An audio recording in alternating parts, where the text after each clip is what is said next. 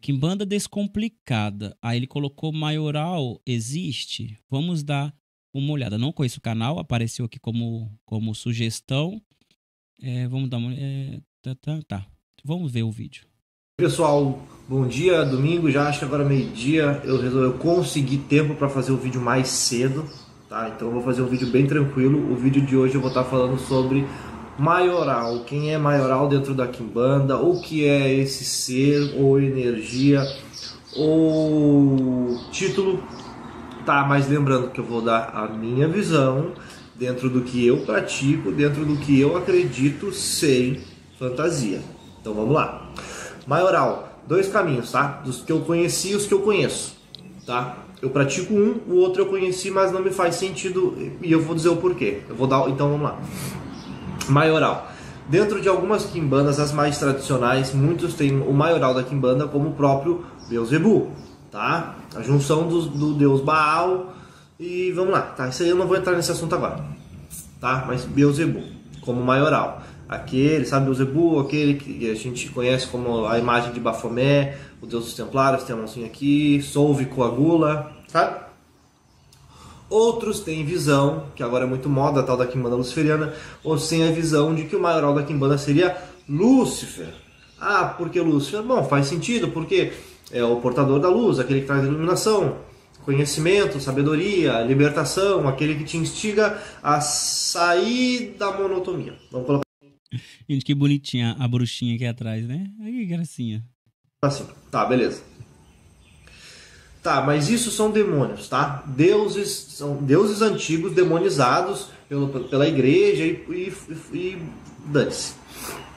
Só que a Quimbanda, vamos lembrar que a Quimbanda é um culto ancestral. A Quimbanda, ela é um culto de origem bantu, tá? A religião Quimbanda, deixa eu dar uma adendo. A religião Quimbanda, essa que a gente pratica, foi criada e categorizada aqui no Brasil. Perfeito, mas o Quimbanda, do Quimbundo, do Kikongo, dessas línguas que vem lá do povo bantu, já existia. E era o que? Ele era ali o curador, tá? Perfeito. Tá indo numa boa linha aí. O prefixo Ki, se não me engano, tem a ver com grandeza, alguma coisa assim.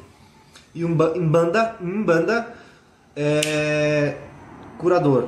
Cura, Umbanda cura. alguma coisa assim, tá? Não vou entrar em... Porque eu quero fazer um vídeo rápido.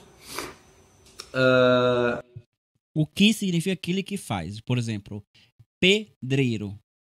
O dreiro, o eiro, quer dizer aquele que faz alguma coisa. O pedra. Então, que seria o quebrador de pedra. O pedreiro. Esse que seria esse eiro. Umbanda é cura. Então, Quimbanda é quem faz a cura. Então entendam. É um culto que era o quê? Era o xamã, o mestre, o feiticeiro da tribo, cuidava da sua tribo em si, só que qual é que era o problema? Eram práticas, eram ritualísticas passadas de quê? De mestre e discípulo. Então logo... Em um sistema de inicializações. A gente tem aí a parte, o físico do quê? Do ancestral e do de agora, certo? Então é um culto ligado à ancestralidade. Uma das características do culto desses feiticeiros era o quê? Contato com quem? Com os mortos, antepassados e ancestrais. Logo, é um culto... Não é com os mortos, porque na leitura Banto, a morte ela é do esquecimento, como aquela leitura da divindade. Quando você fala que um ancestral está morto, quer dizer que aquela pessoa que faleceu, você não quer ela por perto. Quando você fala que o seu ancestral está te ajudando, ou o seu ancestral está se comunicando com você, está dizendo que aquela pessoa que faleceu, ela é boa e você quer ela por perto. Então, ancestral traz um sentido de que a pessoa é boa e você quer por perto. O falecido que você declara como morto é aquela pessoa que você não quer por perto. Então, costumava dizer que, por exemplo, o ladrão que morreu, ele está morto. Uma pessoa boa que morreu, que faleceu, ela não morreu. Ela se ancestralizou, porque você quer ela por perto. Culto a antepassados, a ancestrais. É um culto necromante, certo? Não é necromante não, tá? Tem uma diferença aí muito clara de necromancia para culto ancestral. Perfeito. Então, se é um culto ancestral, poxa, o que tem a ver com esses demônios? Exatamente. Mas é que só para você saber a diferença da necromancia para um culto de espírito. A necromancia, ela trata toda a magia, toda a manifestação, toda a energia que tem que vir de um corpo sem vida. Então, para que você pratique a necromancia, você tem que ter partes de corpos. Pode ser animal, pode ser de um ser humano. Então, o necro vem justamente de corpo morto. Necromante, o manipulador de corpos.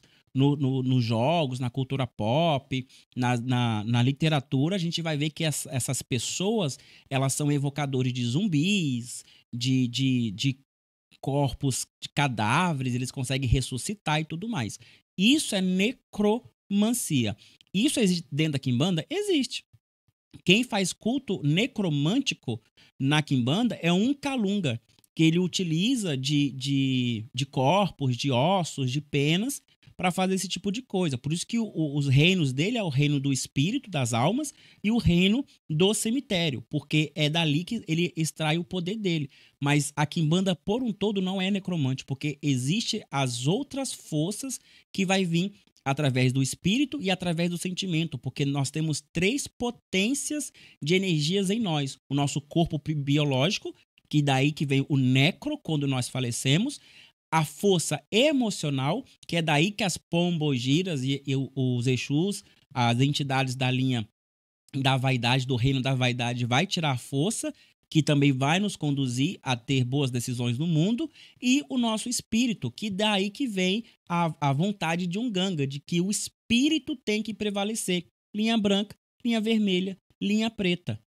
Espiritual, emocional e necromântico. Ah, Lothar, mas é porque eu sei que isso foi uma forma que os próprios negros tiveram de proteger o culto e suas ações, porque os brancos, os portugueses, os europeus já tinham esse conhecimento de demônios, de grimórios. Então o negro, por esperteza, e foi muita esperteza, uma jogada muito boa, por esperteza começou a citar esses seres nesses cultos específicos para amedrontar os brancos. Uma forma de defesa. Perfeito? Só que nem foi por uma forma de defesa. Eu acho que o argumento dele tá ótimo, tá sólido, mas não foi por defesa. Porque a gente só vai ver essa entrada dos demônios além de Satanás, porque o único que era citado dentro dos terreiros, dos calunduns, da cabula, era o nome de Satanás. Por isso que cantava, Pombogira é mulher de Satanás, o Exu é o Satanás, a família de Satanás. Satanás por causa do deboche.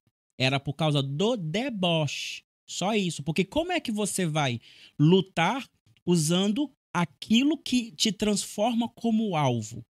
As personas de Lúcifer e dos demônios só vão entrar depois da virada do século, 20 para o 21, quando a gente começa a observar que a Quimbanda, que a macumba carioca, que foi rejeitada pela Federação Espírita, também foi sequestrada por uma outra elite que queria alguma coisa popular que fosse menos elitizada para injetar os seus estudos demoníacos, que é as mesmas pessoas que eram das escolas maçônicas, algumas escolas esotéricas, que são espaços elitizados. Não é à toa que para você entrar na Rosa Cruz, você faz isso aqui, ó, para você entrar, porque eles fazem todo um grau de pesquisa para saber se você é merecedor de entrar lá. Na verdade, é só uma questão de elitismo mesmo. Então, eles precisavam de um vamos colocar assim, de um campo de concentração para testar suas magias. E no campo de concentração, você precisa de concentração de pessoas. E ali você tinha na Quimbanda, na macumba, que era marginalizada. Essas pessoas iam lá, faziam o que queriam, escreviam o que queriam, relatavam o que queriam. Os pretos que estavam lá não tinham essa condição de fazer nada, nem de se defender. Acontecia de um tudo, então, tanto faz, tanto fez. São essas pessoas que colocam os demônios dentro da Quimbanda. Porque a palavra Satanás só era utilizada como forma de deboche. Somente isso. Isso é uma forma de sincretismo. Assim como a Umbanda sincretizou orixás e outras divindades com os seres católicos para quê? Para proteção, para poder fazer o culto na surdina, o tal do santo do pau oco, né? Essas coisas assim. A quimbanda teve, por astúcia dos negros, inteligência demais, isso é muita inteligência. Teve o quê? A sincretização com os mortos que se apresentam, que nós temos como Exu e Pombogira, teve a sincretização com demônios goéticos. Isso aqui, sabe por que não bate? Por quê? Hoje, vai aí, pesquisa aí na Amazon, quanto que custa aí os livros da Goetia. É caríssimo, são caríssimos. Agora imagina isso no século XVIII, no século XIX. Imagine alguém transportando um livro desse de Europa para Brasil. A Europa já era extremamente radical com essas coisas. Imagine o Brasil, que era terrivelmente radical. Então, só tinha contato com esse tipo de literatura pessoas da elite, pessoas que não iriam ser punidas se estivesse portando um livro desse. São pessoas que conseguiam passar despercebidas. Aí você acha que o negro ia ter acesso a isso? Quem é que ensinou ele que existe Astarote? Quem é que ensinou ele que existe Beelzebub? Ele conhecia Undila, ele conhecia Calunga, ele conhecia Quitembo, Dandalunda, Unconde, Niconde. Ele conhecia as divindades da terra dele.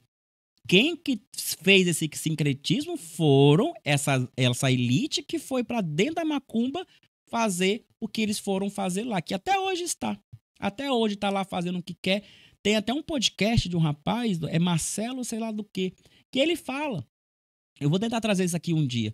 Ele fala que ele era do mesmo templo do Rubens Saraceni, que eles faziam testes no templo esotérico, evocando Exu e Daimons ao mesmo tempo, para ver quem é que tinha mais poder, quem é que tinha mais autoridade. Quem é que faz essas brincadeiras com a espiritualidade? Não foram os negros, não. Foram, infelizmente, o outro lado lá. Demônios de grimórios antigos. Foi uma forma de esperteza? Foi. Ajudou e ajudou tanto e fez tanto sentido na época que tem até hoje. Não fez sentido, não foi. Quem atrapalhou. Atrapalhou. Ajudou quem é que é da elite, que tem condição de frequentar um terreiro no centro. Agora vai cantar para Satanás no morro.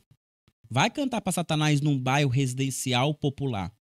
Você é perseguido. Não funcionou para nós, não. Ao contrário, atrapalhou. Atrapalhou e muito. Muito, muito, muito, muito. Porque não foi uma estratégia nossa. Não foi. Só que vamos pegar da essência. A essência do culto de Quimbanda é o culto à ancestralidade. A mortos. A mortos. Espíritos de mortos. Perfeito? Sim. Tá. Aí pode dar uma controvérsia, pode... Eu não sei. Eu estou te dando o meu ponto de vista do que eu estudo. Porque além de eu ser praticante, além de eu ser sacerdote, além de eu fazer as coisas que eu faço, eu estudo. E eu busco sempre lógica dentro do que eu estudo. Para quê? Para mim, além de eu não vir aqui trazer besteira para vocês, eu entender que não é fantasia. Por quê? Porque se é de verdade, tem que funcionar. Se funciona na minha vida, se funciona para mim, eu trago para vocês. Eu não vou chegar aqui bem louco, inventando moda. Entendeu? Mas vamos lá. Voltando. Na minha concepção, é aí que entra a segunda parte do que é maioral para mim. Como a Quimbanda, e eu levo a Quimbanda muito como culto tradicional, culto familiar, culto no sentido ancestral, o maioral da Quimbanda. E é por isso que eu concordo 100% com você e eu tiro a Quimbanda do status de religião. Quimbanda, assim como a Umbanda, não são religiões, são tradições. Tradições. Cada família tem a sua forma de praticar aquilo que seus descendentes, que os seus ancestrais deixaram. Por isso que existem tantas nuances assim de uma compreensão para outras. Quem impõe a Umbanda como religião, quem impõe a Quimbanda como religião, foram as pessoas que se apropriaram dessas tradições para terem um lugar para praticar as suas atrocidades religiosas. Porque não cabia, só existe uma religião, isso aqui é perturbador, tá? Só existe uma religião no mundo, tá? Que é católica. Religião é católica. Todas as outras são tradições. tradições. A palavra religião foi criada para separar o catolicismo das outras coisas.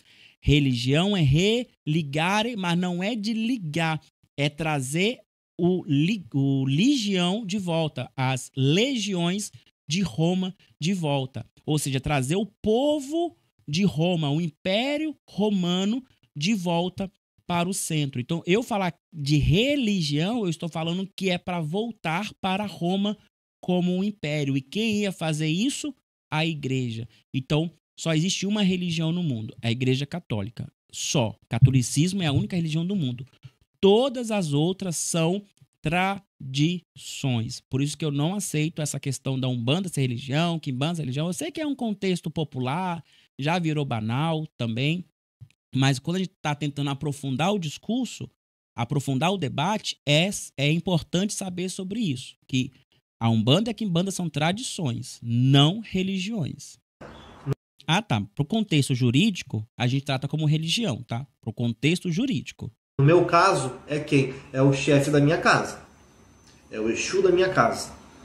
São os senhores da minha casa. São os ancestrais correspondentes a mim que se manifestam. Logo, é o morto mais antigo, é o morto que se manifesta, é o poderoso morto que se manifesta na minha casa, na minha vida, e rege todos os outros espíritos que os acompanham e me acompanham por consequência. Então, sim, o maioral da minha casa, da minha quimbanda, é o meu Exu de frente. No caso, Exu Lucifer. Ah, mas é o Exu Lucifer? Sim, é o Exu Lucifer. Tá? Quem é de quimbanda sabe e dane-se o que quem não gosta pensa. Entendeu? Então, pra mim...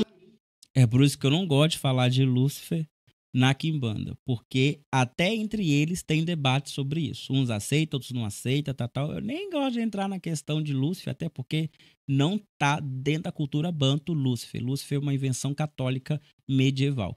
Contudo, ele tá super certo. O maioral da casa é aquele que manda em tudo, porque maioral é um título militar que diz quem manda. Quem é o maioral da cidade? É o prefeito. Quem é o maioral desse exército aqui? É o general. Só que o maioral no umbral é o Baculo Essé. É uma divindade, é uma deidade Bacongo. Claro que isso numa leitura de quimbanda Bacongo, tá? Pelo amor de Deus, não tô falando que em nome de todas as quimbandas, não. O maioral vai ser quem? Vai ser o espírito-chefe da tua casa, o espírito-chefe da tua coroa, o espírito-chefe da tua, sei lá, da tua bacia, da tua fundamentação, da tua feitura, o homem da tua casa, o espírito da tua casa. Ah, mas eu não tenho Exu de frente, eu tenho Pombogira. Então ela, por si só, será o maioral da tua quimbanda. Essa aqui é só uma confusão linguística só. Porque o português do Brasil é um português que traz muitos significados para a mesma palavra. Então, a manga da camisa não é a manga que eu chupo do pé de manga. Então, é muito complicado porque, como não são explicados, vai pelo óbvio. E no senso comum, o óbvio geralmente é o certo. Tá certo quem tá dizendo.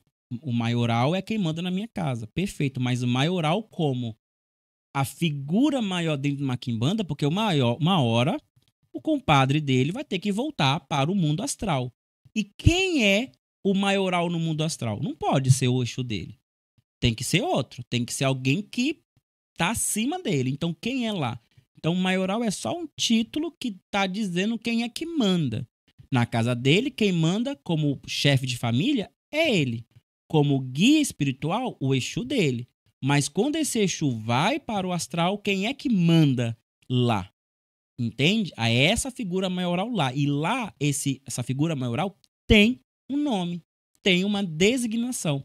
E até legal, eu vou me inscrever aqui no canal dele, gostei pra caramba, já deixei o like aqui, deixa você também. Porque tá muito coerente o que ele fala. Muito coerente, porque ele tá conseguindo separar as coisas. Talvez ele não tenha todas as informações Bacongo, Congo, Angola, Kibundo, para poder aperfeiçoar mais o conhecimento dele sobre maioral e outros aspectos da quimbanda banto, mas só do fato dele saber separar uma coisa da outra já tá de parabéns. E olha que ele nem está se colocando como um grande entendedor, participando de um podcast, conhecedor de mundo e deuses.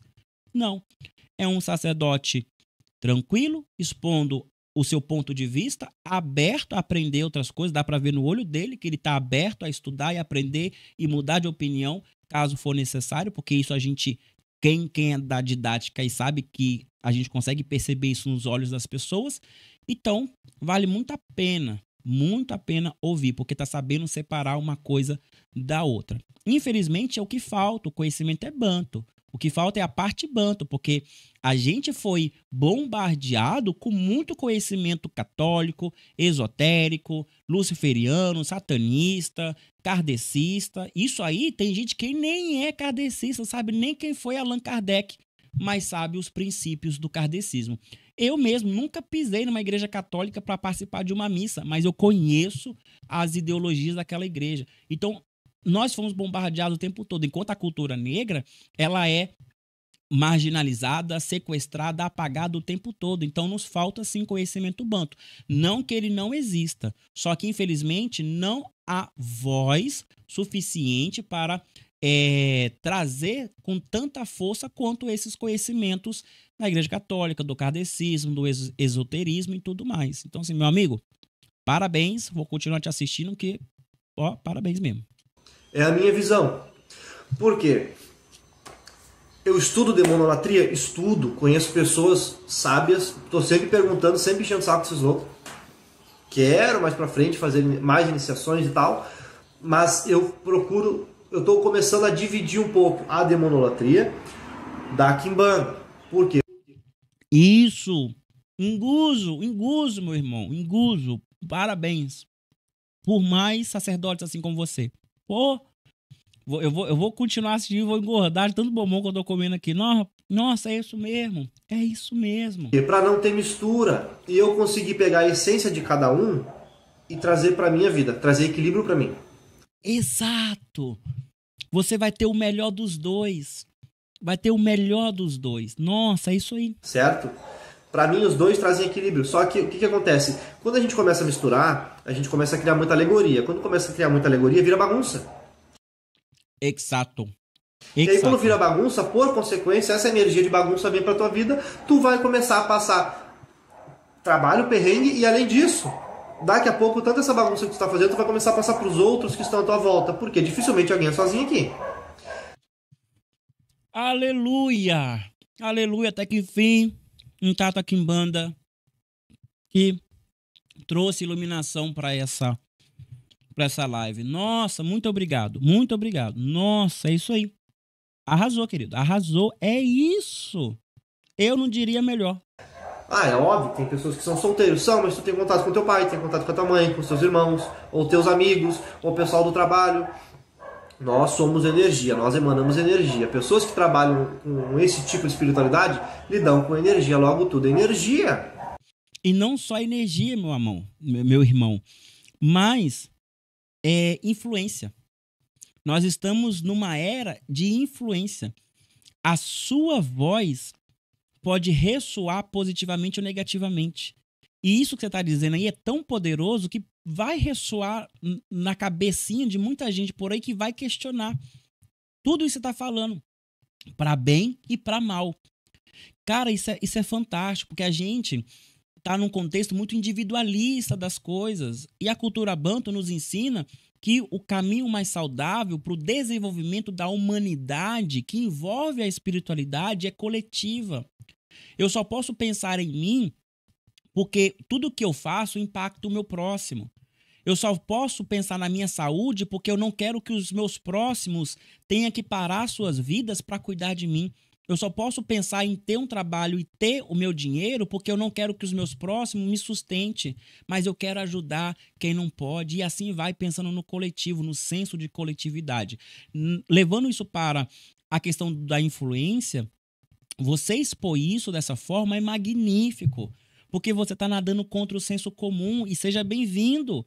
Vamos pegar esse caiaque, vamos nadar junto, porque lutar contra o senso comum é muito difícil. É muito difícil. E você, nossa, ganhei minha noite. Achei um canal que eu vou beber dessa fonte aí. E tudo vem da onde? Da cabeça.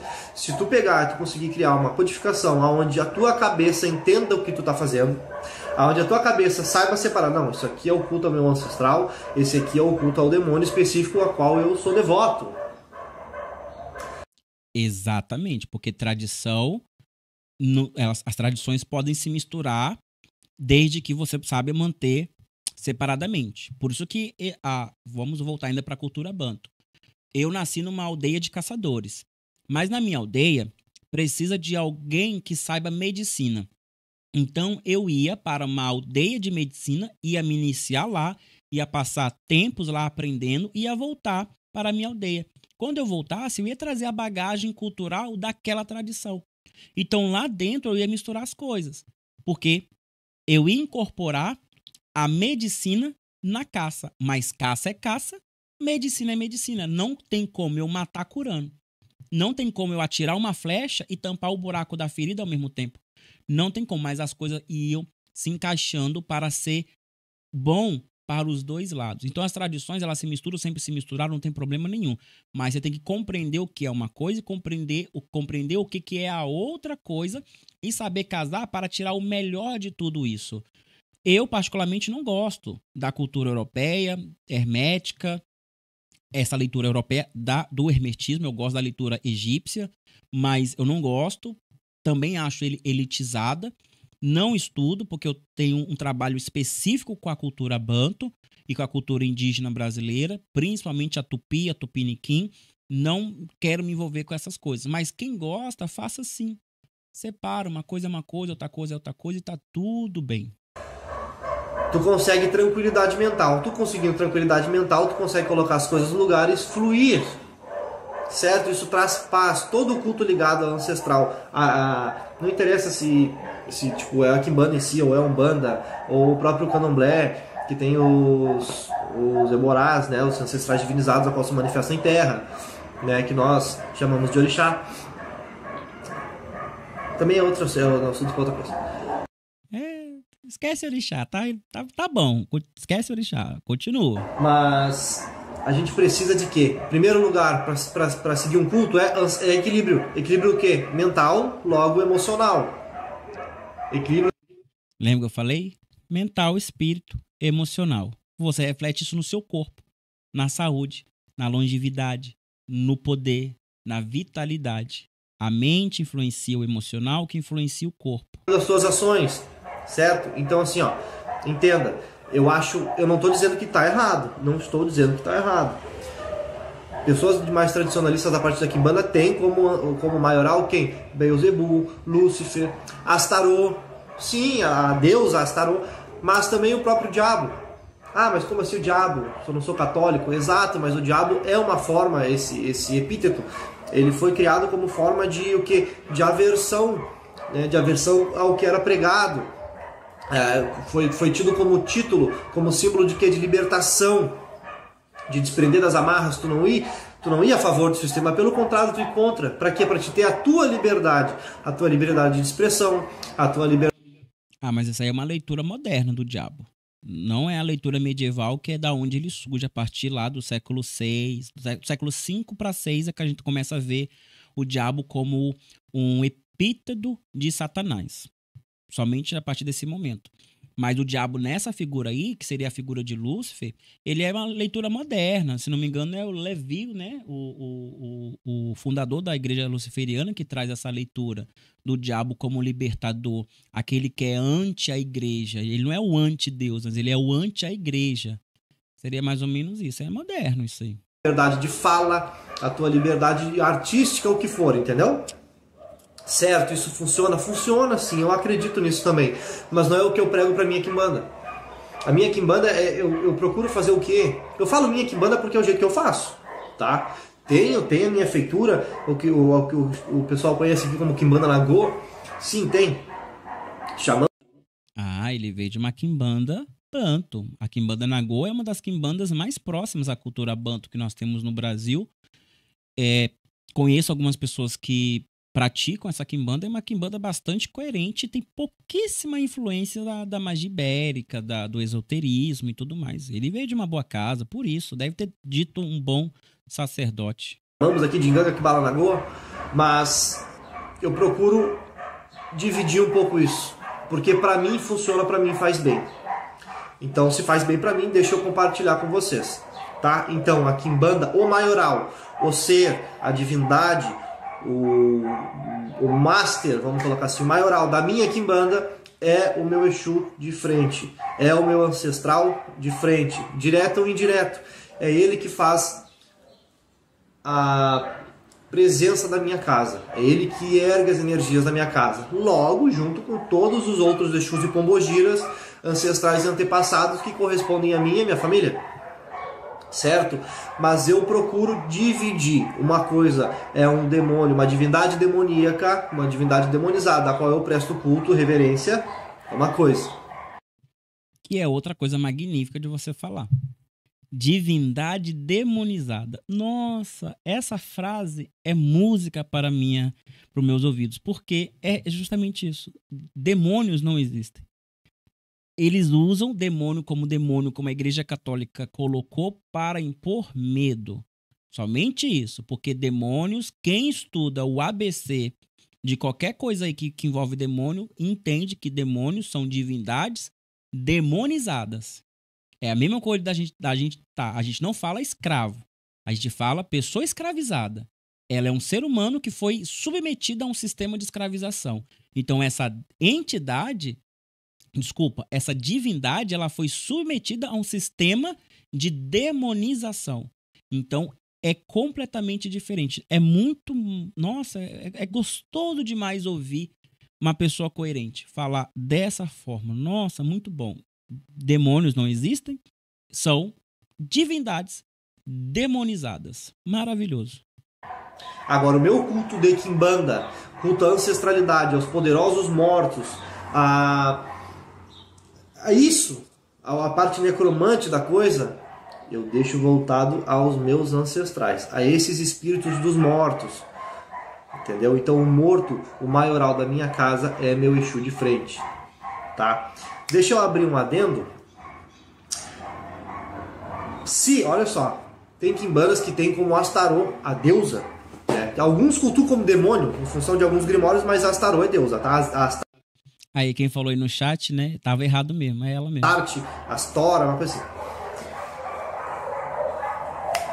Se fosse para ter um maioral, seria quem, a minha concepção, se eu fosse seguir uma linha de maioral, trazendo essa parte de divindades demoníacas, como Deus da Quimbanda, se fosse para trazer o maioral, eu não cultuaria um ser masculino, eu cultuaria um ser feminino, logo eu cultuaria Astarô.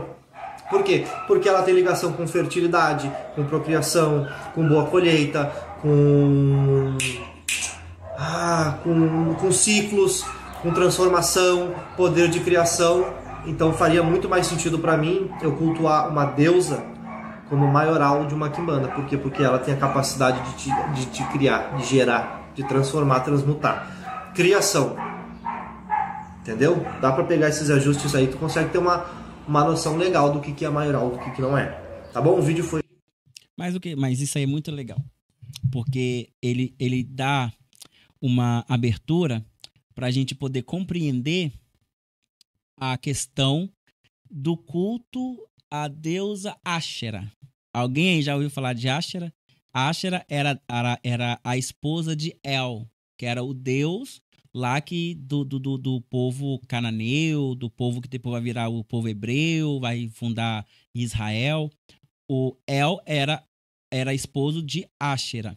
Depois esse El vai virar, se não me engano, um sufixo, né, para várias divindades, Elohim, El Shaddai, e ele vai ser pai também de outras divindades, como o próprio Baal. O El é o pai de Baal.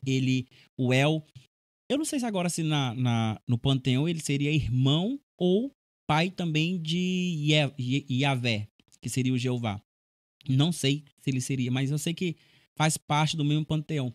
E essa leitura da deusa é muito importante porque no antigo sempre tinha a figura de um pai e de uma mãe. Sempre havia a figura do deus masculino, que ele era o autoritário, que ele ia para a guerra para conquistar e dominar o caos.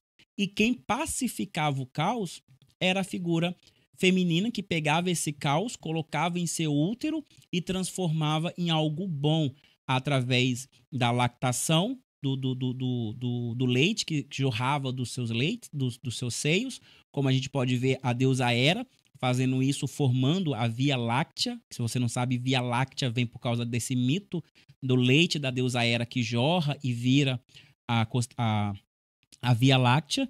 E também o que era ruim saía através da menstruação dessa deusa. Então, tudo era reutilizado através desse ciclo, dessa dança entre o deus e a deusa. Depois, na formação de Israel, se não me engano, foi no segundo período de Israel que eles vão implementar o monoteísmo e eles vão apagar, transformando o culto a Áshera, a Baal, a cultos pagãos, a cultos proibidos. Então, eles vão colocar vários elementos ali negativos para os símbolos de Áshera, como a serpente, a árvore, o fruto, a nudez. Tudo isso era símbolo da deusa Áshera, que vai colocar como inimiga também. Quando o catolicismo ele surge dentro de uma premissa de código que tinha um deus pai e uma deusa mãe, que era Zeus e Hera. Então, se o povo já estava acostumado com uma mãe e com um pai, tinha que ter. Então, aí eles formam a família, a Santíssima Família, né? O Deus Pai. E a figura de mãe não poderia ser uma deusa. Senão, não ia ser monoteísmo. Então, eles criam a figura da Virgem Maria. Exatamente, a Virgem Maria ela vai surgir na Igreja Católica. De fato, ela nunca teve esse status nem de virgem e nem sequer que ela se chamava Maria. Esse nome nem existia na época. Então, ele vai surgir, ele é a figura do pai, que era Deus, e da mãe, que é a apaziguadora. Tanto que você pode ver que todos os milagres linkados à guerra vêm através da Virgem Maria. Tudo que a Igreja Católica faz em questão de paz vem através da Virgem Maria, não vem através de Deus. Teve o milagre do surgimento da Virgem Maria para as 3 crianças lá na Itália, vocês lembram disso? Que foi na época agora eu não me lembro se foi na Primeira ou na Segunda Guerra Mundial. Mas eu sei que foi uma das guerras mundiais que ela anunciou o fim da guerra. Acho que foi na Primeira Guerra Mundial. Ela anunciou o fim da Primeira Guerra e que se o mundo não se resolvesse, ia ter uma segunda. Aí o Papa negligenciou e acabou tendo a Segunda Guerra Mundial. Então teve essa anunciação através da Virgem Maria e até hoje é. Então a figura da deusa sempre esteve ali. Aí, no sentido magístico que o nosso irmão trouxe aqui, realmente faz todo sentido se você está cultuando divindades. Na Quimbanda já não faz sentido. Por quê? Porque existe um patriarca ali? Não é por causa disso. Não é por causa de gênero e nem de posto dentro de uma hierarquia. É porque a própria figura do báculo Essé, do maioral, lido aqui no Brasil, ele já é uma figura sem gênero. Nós não colocamos gêneros em báculos, porque são extensões de um zambi. É uma fagulha de um zambi. Se nós somos criados por um zambi e por isso nós temos um espírito, vamos dizer que eu sou 0,0001% de um zambi. Todo o restante é biológico, mas aquele 0,001% é um zambi, que é o meu espírito. O báculo, ele é 1% de zambi. Ele é uma força que é total espiritual. Então, ele não se enquadra em formosura humana. Por isso que ele não é nem humanoide e nem humano. Ele é simbolizado através de luz, através de contato com luz. Por isso que não tem uma figura específica para ele. Quando nós vamos assentar, fazer o essé para que haja um Tata Quimbanda, para que aquele Tata Quimbanda ele surge como um sacerdote, a gente dá uma personificação para o corpo dessa entidade, dessa deidade, que é formando o corpo de argila, porque de fato ele não tem. Então nós damos esse corpo a ele para simbolizar, trazer os elementos ali para que tudo seja concretizado, mas a figura real dele é justamente a luz, porque todo báculo ele não se aproxima da criação. Ele somente administra o campo espiritual de um Pemba. Lembra só, eu já falei isso em outros vídeos. O nosso mundo ele é dividido em duas partes. Um CQ, que é o plano material, e um Pemba, que é o mundo espiritual. Um Zambi criou criaturas para administrar um CQ, que são os Rambás, que são os elementares, e ele criou os Baculos para comandar e controlar todos os fenômenos que acontecem no espiritual. Os Rambás não vão para o espiritual e os Baculos não vão para o material. Cada um fica no seu plano administrando a existência. Então, como os Rambás, eles têm um corpo também simbolizados como terra, fogo, água, essas coisas assim, os Baculos, eles têm o seu corpo movidos através da leitura da luz, o que a gente olharia e veria luz. Então a gente não consegue dar um corpo, uma imagem para ele, mas ele é um ser existente, ele tem consciência, ele se comunica, ele tem razão, ele se comporta através do controle de Zambi, do mundo, da ideia de existência de um Zambi. Então existe isso. Da mesma forma que existe de um lado, existe de um outro. O nosso mundo, ele é feito de três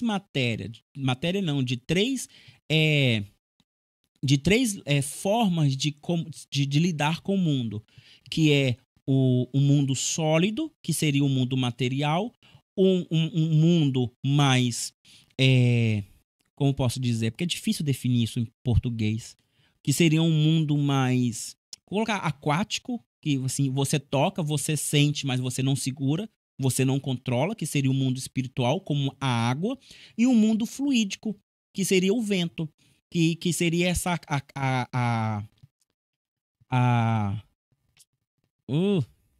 a calunga, a linha de divisão entre um mundo e o outro. Ali é o vento que você sente, você toca, você não consegue segurar, você não controla, você não se firma, você é passageiro, que seria isso. Então, seria a configuração do quente, do frio e do morno, do masculino, do feminino e do intersexe ou do fluídico, que é sempre essa leitura de muito, mais ou menos e menos, sempre nessa leitura de mais, menos ou talvez, sempre nessa leitura. É a configuração. Por isso que a figura do número 3 está muito ligado à cosmologia Banto, dos 3 patriarcas, das 3 matriarcas, porque nós temos as Tatauanga, que são as 3 grandes feiticeiras, que são esposas de Unganga. Nós temos os Tatamulogi, que são os 3 feiticeiros. Essa figura do 3 sempre está presente, porque sempre tem aquele que é muito ruim, aquele que é muito bom e aquele que é mais ou menos. Ele vai ter o contexto ali para ele decidir se vai ou se não vai, se é ou se não é. Contudo, as figuras de grande personalidade, de grande poder, são as figuras únicas. Que nós temos um Zambi, nós temos a Calunga. Se vocês não sabem quem é a Calunga, é a esposa de um Zambi, tá? Eu vou fazer um vídeo sobre criacionismo para vocês saberem quem é a Calunga. Nós temos a figura do Tata, que é esse grande ancestral que vai fazer ponte entre o Essé e o Unganga. Nós temos o próprio Unganga, que apesar dele fazer parte desses 3 patriarcas, ele é o líder. E assim vai, por isso que sempre tem um líder, apesar de ter outros, tem ele. Então não faz sentido dar um gênero para maioral, para o Bacula Essé, porque ele não é masculino. Por exemplo, se você vir fazer o assentamento de Essé comigo e você for uma mulher, eu vou jogar e vou perguntar se ele quer símbolos femininos. Se for uma pessoa não binária, eu vou perguntar se ele quer os 2 gêneros ou se ele não quer gênero nenhum. E assim vai, porque não faz sentido. É mais uma questão de visualização, que é o que nosso irmão falou aqui. Você tem que olhar e aquilo tem que despertar uma memória ancestral em você. Se desperta uma memória ancestral em você, então a chavinha de correspondência para ligar o céu e a terra virou. Se virou, vai acontecer o milagre ali, vai ter a transferência do espiritual para o material, do material para o espiritual, porque é visual. A chave é o assentamento.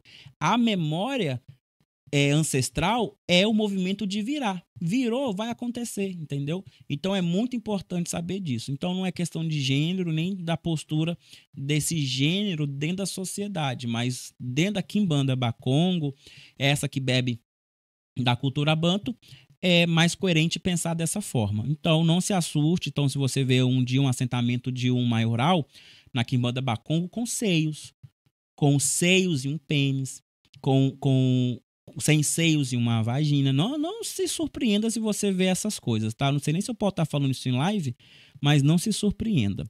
Vamos ver aqui o chat.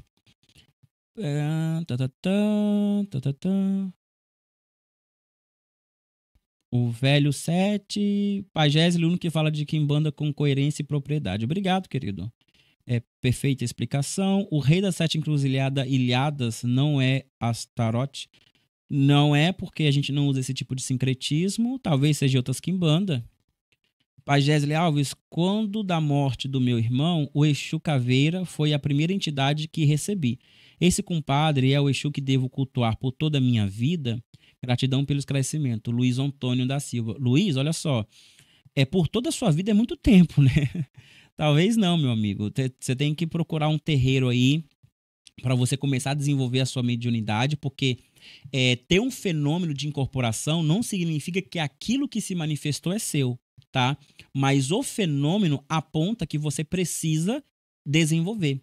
Tá bom, querido? Então procure um terreiro para você desenvolver, porque se lá ele se manifestar novamente e aquele sacerdote, aquela sacerdotisa falar para você que faz parte da sua ancestralidade aquela entidade, aí sim você pode começar a cultuar, que vai ser bom para você. Porque às vezes acontece sim da gente incorporar, principalmente no começo da trajetória, incorpora uma coisa e aquilo pode ter sido uma informação que estava na nossa cabeça, pode ter sido um fenômeno aleatório, pode ter sido um espírito qualquer que falou aquele nome somente para designar a importância do que estava sendo dito ali, contudo não corresponde com a verdade espiritual por trás do seu destino.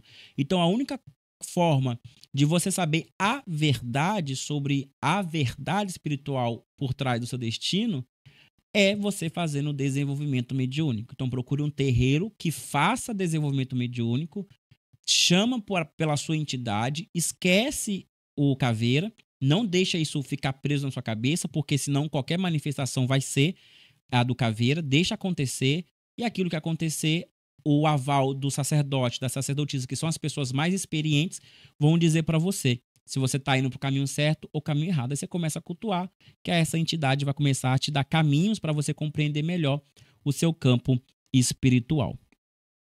O Alessandro Oliveira fala, umbral é kardecismo e não tem nada a ver com os bacongos. Então, o Alessandro, tem sim. Pior que tem. A gente não pode esquecer que não é porque nós fomos roubados que aquilo que nos foi roubado não é nosso, tá? O Allan Kardec, infelizmente, ele se apropriou de muita cultura oriental, principalmente cultura africana. Nós não podemos deixar isso. Seria a mesma coisa de falar que a lei do karma não funciona mais para os indianos porque pertence ao kardecismo agora. Não pertence. Pode até pertencer ao kardecismo de uma forma muito simplista, mas se eu quero a leitura do karma corretamente, eu tenho que ir para uma cultura indiana. Eu tenho que ir lá saber deles, porque foi de lá que ele roubou. Entende? Então, a gente coloca o Kardec como um ladrão. Ele roubou essa questão do umbral, que é uma leitura simplista pra tatatã desse campo de sombra e de não existência, e ele coloca de uma forma muito banal. Não é à toa que depois outros autores que vão indo meio que melhorando a leitura de Kardec sobre o umbral. Então, Kardec, na pressa dele colocar o nome dele na história, porque esse povo tem uma pressa de deixar o nome na história, ele fez de qualquer jeito. E aí ficou esse buraco de entendimento que, infelizmente, a gente vai demorar décadas para desfazer. Mas na leitura Bakongo existe, sim, um lugar conhecido como Unguaié, e para ficar mais exato ainda, na cultura Tupi também existe um mundo das sombras que se chama Yangaié. Então, essa leitura de um mundo das sombras, onde alguns espíritos vão, não são todos, e não é um local de sofrimento, assim, para separar do inferno, né? Existe tanto na cultura banto quanto na cultura tupi. O diferente é que na cultura banto e na cultura tupi, isso se estende para um compreendimento muito maior. Enquanto umbral é dito como um vale das sombras, onde todo mundo cai lá e os espíritos da luz vêm, te resgata. É um lugar de sofrimento, de pensamento, aquela baboseira toda que a gente foi forçado a aprender. Então, infelizmente. Então, não é porque Kardec nos roubou que o que ele nos roubou não nos pertence. Agora cabe a gente pegar de volta, melhorar o entendimento e devolver para o mundo da forma complexa que é essa leitura. Então, o Unguaié, ele é tão importante para a cultura banto que ele é dito em alguns oráculos. Tem o oráculo do Canzambulo Lobaça, que o Unguaié está lá, como estátua de caída no oráculo, dizendo que a coisa está tão ruim que ele está num campo de negatividade, de sombra, que é um Unguaié. Então, existe sim. A gente muitas vezes usa a palavra umbral, porque, cara, parar toda hora para explicar todo um cosmograma, é melhor dizer logo dito popular, que depois que a pessoa se interessa, ela vai assistir outro vídeo e ela vai compreender. Eu tenho vídeos aqui falando sobre um Unguaié.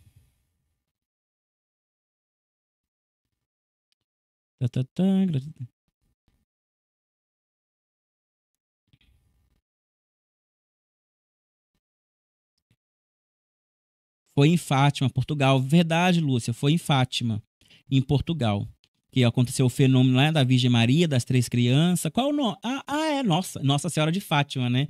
É verdade, verdade, bem lembrado. Luiz Antônio, Paz Gesle Alves, quero me desenvolver com o Senhor, mas estou em São Paulo. Como faço? Não faz, amigo. Não faz. Desenvolvimento é pessoal. Você tem que estar aqui para desenvolver. Não tem como. E a gente tem todo um organograma, tem dias exatos para desenvolvimento, tem estudo, porque desenvolver não é só você ficar girando igual um peão doido até o espírito vir. Tem a compreensão, tem a comunidade, tem a colaboração. É todo um conjunto de coisas. Então, procura aí. Tem terreiro bom em São Paulo. Eu falo muito mal dos terreiros de São Paulo, mas tem terreiro bom em São Paulo. Mas procura aqueles terreiros que não estão na internet. O melhor filtro para você é você chegar no terreiro e perguntar ao Pai de Santo: que umbanda você toca aqui? É umbanda esotérica? Você concorda com a leitura de Rubens Saraceni? Vai não fazer umas perguntas óbvias. Se a resposta te agradarem, fica, faz o teste. Se não gostar, sai fora. Seja mais cauteloso com os terreiros que você escolhe. Frequenta. Eu sempre falo para os meninos: frequenta uns 3, 6 meses, que é um tempo que você está observando se aquele lugar é bom para você. Vai no olhando, porque às vezes a gente entra na emoção de querer fazer as coisas logo, mas não flui porque o local não é para nós. Eu mesmo nunca irei me adaptar num terreiro de Rubens Saraceni. Pelo amor de Deus, não consigo nem pensar nessa condição.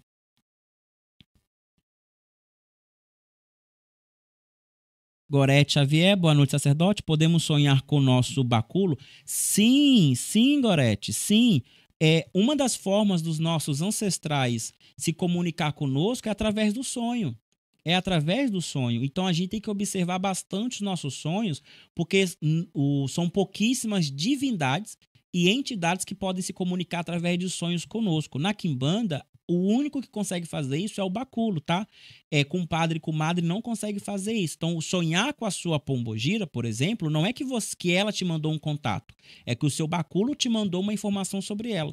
Sonhar com o seu compadre, com o seu Exu, não é que ele te mandou esse sonho, é porque o seu báculo te mandou. Tem um contexto. Então, os báculos, eles se comunicam sim através de sonhos. São sonhos muito lúdicos e quando você acorda, você lembra desses sonhos, tá? Então, é bom anotar para você depois não esquecer durante o dia e depois meditar e tentar encaixar aquele sonho numa leitura, num contexto da sua vida. É muito importante isso. Parabéns, a pergunta foi maravilhosa. Tiago, obrigado pela explicação. Banda Transformação, Pagésia, boa noite. Roberto Mundstai aqui. O senhor pode começar a comentar sobre como conciliar os trabalhos de Umbanda e Quimbanda? O senhor pratica as duas tradições no mesmo espaço físico? Obrigado. Então, não pratico no mesmo espaço físico. O meu terreiro de Umbanda é só de Umbanda. Lá eu não toco quimbanda. Alguns rituais que é da Umbanda, que é da quimbanda, eu posso praticar lá, mas é porque faz parte do mesmo contexto. Alguns rituais da quimbanda não pode ser feito na Umbanda, então eu tenho que fazer por outro lado. No terreiro tradicional, a gente tem um espelhamento do terreiro. Então, um terreiro fica de costa para o outro, como simbolizando o lado positivo, o lado negativo, simbolizando Unguaié e simbolizando Luanda, e assim vai. Então, são em locais separados, até porque aonde está o Baculé vai muito sacrifício animal. E mesmo que na Umbanda que você pratica, você faz sacrifício animal, mesmo assim é muito sacrifício animal, isso pode distorcer a energia de Umbanda ali. Então tem que ser feito em locais separados. Quando você não tem um local para você fazer sua quimbanda, eu sugiro que você procure fazer na encruzilhada, numa mata, como era feito antigamente, que não tem problema nenhum. Até você ter um local para você fazer a sua quimbanda. Dê prioridade à sua Umbanda se você toca Umbanda, porque a Umbanda ela tem uma força de coletividade muito boa, muito poderosa, e através da força da coletividade da Umbanda, você consegue adquirir um espaço para você fazer o culto de quimbanda. Mas tem como fazer os dois sim, a gente só não pode deixar com que as duas energias tenham um contato suficiente para uma engolir a outra. O contato tem que ser o suficiente para uma impulsionar a outra. Orlando, pai, no seu conhecimento, uma entidade incorporada pode jogar búzios para alguém? Não, não. Não se joga búzios para descobrir entidade e não se joga e entidade não joga búzio. Isso aí é marmotice pura. Sai fora disso aí.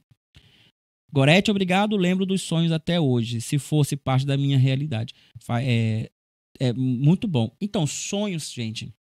Eu não gosto nem de falar muito de sonho na internet, porque começa a atrair o povinho da fantasia, né? O povinho o povinho esotérico, e aí eu meio que saio fora de falar de sonhos, porque é muito complicado. Mas sonho, sim, é uma ferramenta de comunicação ancestral e são justamente os nossos ancestrais que nos ensinam. Nós aprendemos, se não me engano, eu tenho na aula de memórias ancestrais, procura aí a palestra de memórias ancestrais. Eu falo justamente sobre a forma com que nós oramos aos nossos ancestrais e como é que eles nos respondem. Eles nos respondem em sonho. Então, se eu estou passando por uma necessidade e eu quero perguntar, por exemplo, ao meu baculo, como é que eu posso fazer para eu conseguir um emprego? Eu rezo para ele, pedindo essa solução. A forma com que ele tem para falar comigo é através do sonho. Então, ele vai fazer com que eu sonho, por exemplo, tomando um banho de tal erva. Então, eu entendi que ele quer me ensinar que aquele banho vai fazer com que eu tenha o resultado que eu desejo. Então, eu vou lá e eu vou fazer esse banho daquela forma. Então, o sonho é uma ferramenta de aprendizado. E olha que interessante, na cultura iorubá, de Ifá, muitos babalôs falam que você tem um babalô ancestral. Quando você se inicia, esse babalô ancestral, ele vai passar a te ensinar Ifá através do sonho. Sabe por quê? Porque Ifá é tão extenso que em vida você não consegue aprender tudo. Então, do mundo espiritual do Orum, esse babalô ancestral te manda informações de acordo com o seu contexto de vida. Olha que interessante, como casa as duas coisas. Isso é muito interessante. Oi, eu sou Gesley Alves. O que você acabou de assistir é só um pedaço da live que eu faço todos os dias no canal oficial Gesley Alves, Apostilas de Fundamento. Vou deixar o link aqui na descrição. É só clicar e se inscrever para você participar das lives que acontecem 7h30, basicamente todos os dias. Às vezes atrasa, mas se inscreve. Também se inscreve nesse canal de corte para você não perder nenhum corte, para você assistir aí. Enquanto você lava a sua vasilha, enquanto você toma o seu banho, você está assistindo um cortezinho e está participando aqui da nossa edificação espiritual. Então eu te espero aqui no canal do Corte e te espero no canal oficial para a gente fazer essa espiritualidade crescer cada vez mais. Até mais. Tchau, tchau.